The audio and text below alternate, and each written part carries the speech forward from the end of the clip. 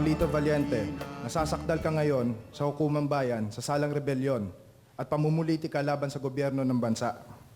Sa pagbuo ng isang rebelding grupo para kumalaban sa gobyerno, how do you plead? How do you plead, Carlito Valiente? The accused refuses to enter a plea. This court therefore enters a plea of not guilty for the accused. Paano yung baba sa kotse? Ibabalik natin bukas. Nilapit ako na sa Alicia. Meron daw press conference bukas sa bahay. May pinapunta na ako mga tao doon para bantayan sila. Baka mahalta na yung kotse bukas. Huwag kayong mag-alala, mag-iiba tayo ng sasakyan bukas. Carlo, paalisin niyo mga sasakyan doon. Sige na, bilis! They're making a mockery of justice. Pero ang sabi po ninyo, hindi po tunay na korte ang hukumang bayan. Nevertheless, dapat nasusunod pa rin ang rules of court. Pinaglalaruan nila tayong lahat. Paano yan, edi hindi na ho mananalo si Carlito Valiente?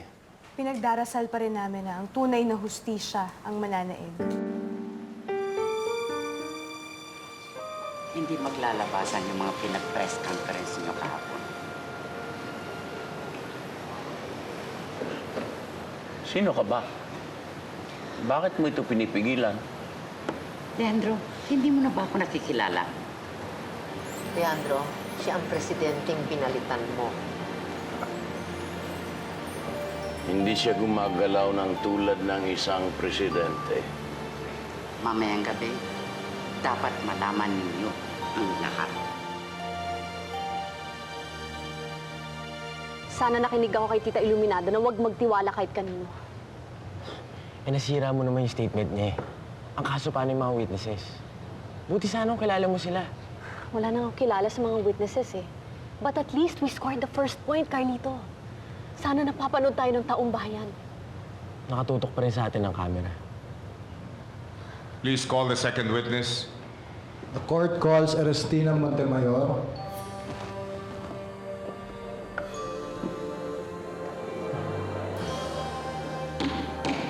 Order! Order!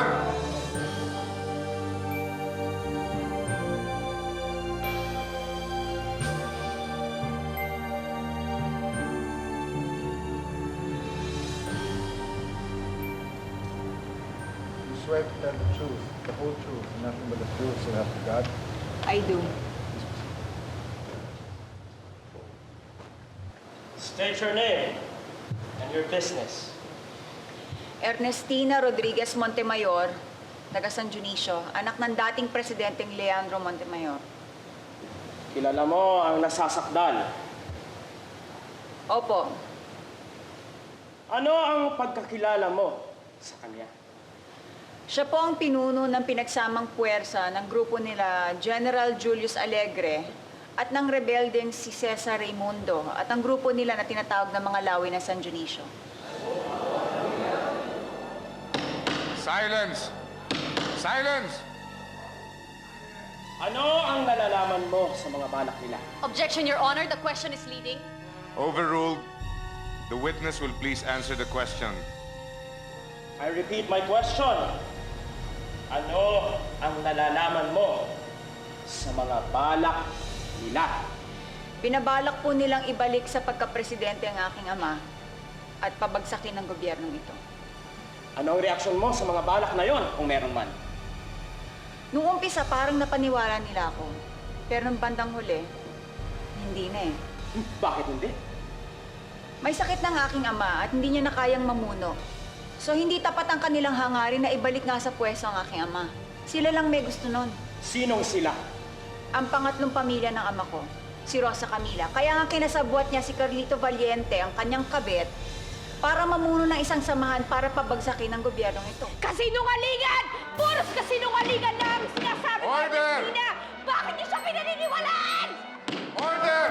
Sa kanila. You will control yourself or I will cite you in contempt.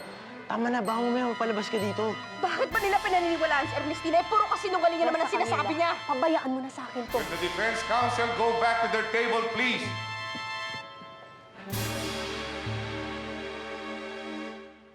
Sinasabi ko na nga ba't di dapat pagkatiwalaan itong mga sandalon to eh. General Lopez. General Katakutan, ano ibig sabihin nito? Sir, Are you members of Sentinels? di ka namin iniwan, General. Halos kalahati ng pwersa ni Gonzalo. Nasa atin na. Pwede na tayong lumaban? Hinintay namin order na aming pinuno. Sino? Si General Alegre.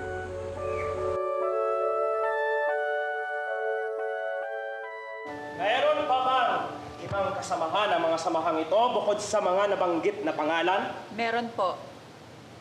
Sino-sino sila? Ang lahat po ng pamilya namin at ang pamilya ng Valiente. Lahat? Lahat. Ang 2 presidente, ang 2 pamilya ng daddy ko, at ang pamilya ni Romina Salgado. At sino nga ulit ang pinuno nito? Si Carlito Valiente at Rosa Camila Montemayor. Order! Order!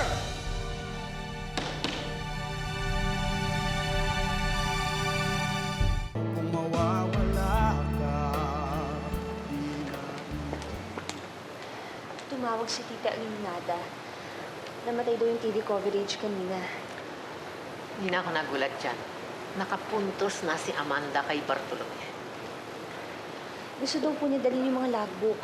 Huwag na, sabihin mo wag na. Wala nang halaga yun. Hindi na magagamit yun ni Amanda. Hindi po ba makakatulong to kahit papano? Walang halaga kung ano man ang kulay ng logbook, kung pula o itim. Ang pinapalabas lamang ni Amanda ay puro lamang haka-haka at puro lamang kasinungalingan ang pinagsasasabi ng first witness. At kalimutan na rin natin lahat yung logbook na yon. Itapo na yon dahil kasi buo na ang desisyon ng panel na yan. Okay. Good. Come on, sit down, sit down, sit down. Okay. Tawagin niyo lahat ng mga tauhan natin. Teka muna sandali. Ilan ang loyal kay Gonzalo? Ang Air Force na lang at kanina tauhan sa loob. Sigurado ba kayong walang babaliktad? Loyal po lahat sila sa atin, sir. Okay, good. Ang mga Montemayor at ang Valiente, bigyan ng proteksyon. Understood? Meron po, General.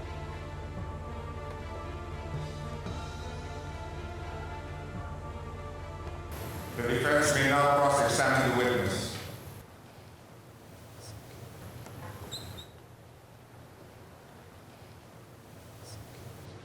Can you please tell the court kung ano kita? Half-sister sa pangalawang asawa ng daddy ko. At ano mo si Rosa Camila Montemayor? Half-sister sa pangatlong asawa ng daddy ko. Sino sa aming dalawa ang mas tinuturing mong parang tunay na kapatid? Wala. Sino ang mas pinapaboran ni Daddy sa inyo ni Rosa Camila? Siyempre si Rosa Camila. Hindi ka kaya nag-iimbento na makasinungalingan laban sa aming dalawa dahil galit ka sa aming dalawa at naiinggit ka kay Rosa Camila? Objection! Galit ka kay Rosa Camila dahil Sustain! ayaw mo nakaagaw dun sa pamanahin mo kay Daddy, hindi ba? Objection! Sustain! Gusto mong mawala si Rosa Camila at si Carlito dahil sagaban sila sa mga plano na makuha mo lahat ng ari-arian ng Montemayor, hindi ba? Objection! Oo! Dahil mga buwisit kayo sa pamilya namin. Buwisit kayo sa amin ng mami ko. Wala kayong ginawa kundi para puro kayo malintamang hutot. Counsel, you will please change your line of questioning. I have no more questions, Your Honor.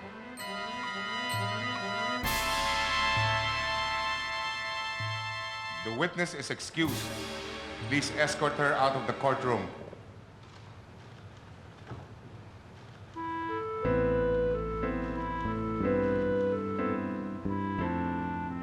The court calls Luz Pimenda Villaruel.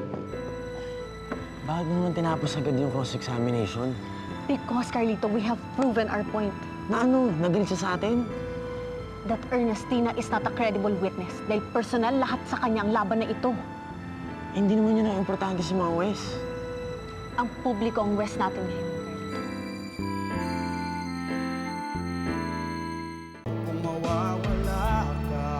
There are no more witnesses for the prosecution, Your Honor. Will the defense present their own witnesses? How many days will you give us to prepare, Your Honor? For as long as you like. We will not present any more witnesses. Sigurado ba kayo dyan? Yes, Your Honor. We will have a 2-hour recess. This court will reconvene at 17:30 hours.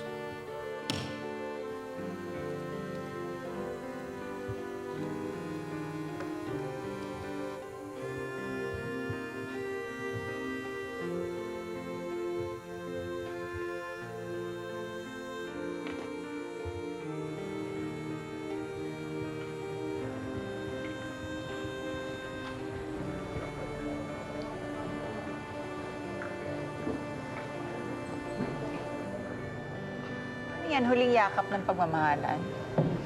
Huwag na lang siya Sa pansinin. kanila. Tama si Carlito. Hindi dapat pinapansin ng ganyang uri ng tao. Kawawa naman ang anak kong si Ernestina, Father. Iluminada, ang sabi mo, siyang may gustong sumama ka sa kanya. Bakit hindi na lang kaya siya ang yayain mong sumama sa inyo? Katulad ko, hindi na rin siya nakikinig sa akin. Father, gusto ko na pong mapag-isa. Bueno, huwag ka mag-alala. Ipagdadasal kita. Salamat po. Lalakad na ako. Salamat.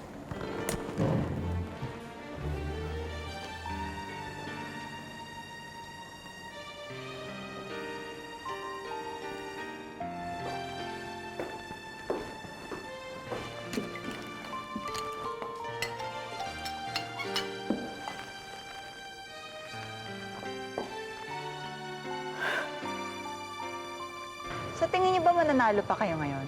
Ano sa tingin mo? Mamamatay kayong lahat. At ikaw, hindi. Mangarap ka hanggat gusto mo. Hindi lang ako nagdarasal niya. Hindi kayo magtatagumpay. Naaaway ko ng tagumpay, Rosa Camila. Pati na rin ang kandila at bulaklak sa libing mo. Baka naman kandila at bulaklak ng libing mo yon, Ernestina.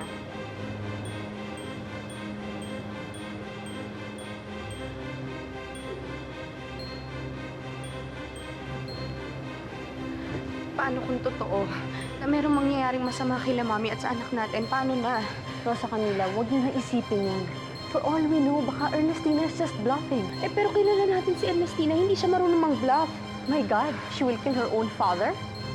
Ako sa naalala ko, si Alberto rin ang una nagpapatay sa amin niyo. Nasa dugo nila.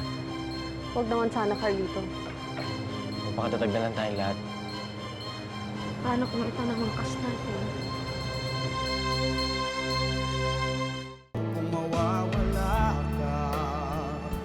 Lalabas muna ako. Daddy, magsisimula na po. Wala na po ba talaga tayong panalo? Nakita mo ba mga mukha ng mga militar na nakikinig, na wala namang naririnig? Eh, ang galing-galing ni Amanda kanina. Pero walang nakikinig sa sinasabi niya. Wala na yun. Buo na ang desisyon niya. Attention, this court will now resume.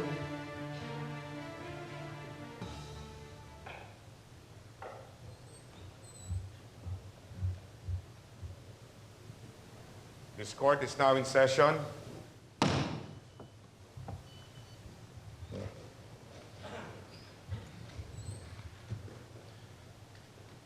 The defendant will please rise.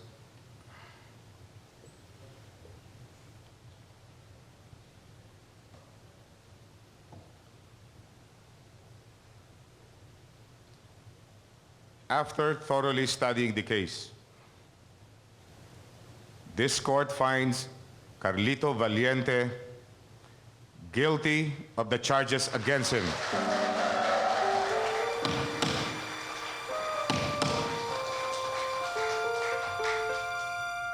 And his crimes are punishable by death. Malapit na ang court case ni Carlito. Ano pa man ang mangyari, sigurado talo siya doon. At nung araw din na yun, doon siya hatulan. Malalaman natin ang takdang araw kung kailan. Hindi tayo gagalaw? Hindi. Doon mismo sa araw ng execution ni Carlito, doon tayo gagalaw. Hihintayin pa natin mabitay si Carlito bago tayo kumilos? Hindi. Mismong sa araw ng bitay na yon, doon tayo lalaban. Eh, paano kung sa selda pa lang patayin na nila si Carlito? Oo. Baka may bumaliktad pa sa mga ito eh. Wala na tayong kasiguraduhan lahat eh.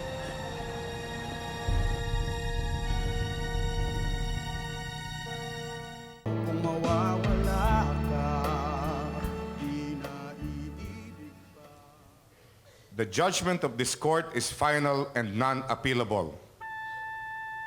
Carlito Valiente, you have been found by this court guilty of rebellion, which carries the maximum penalty of death. You are hereby sentenced to death by musketry, which shall be carried 2 days from now.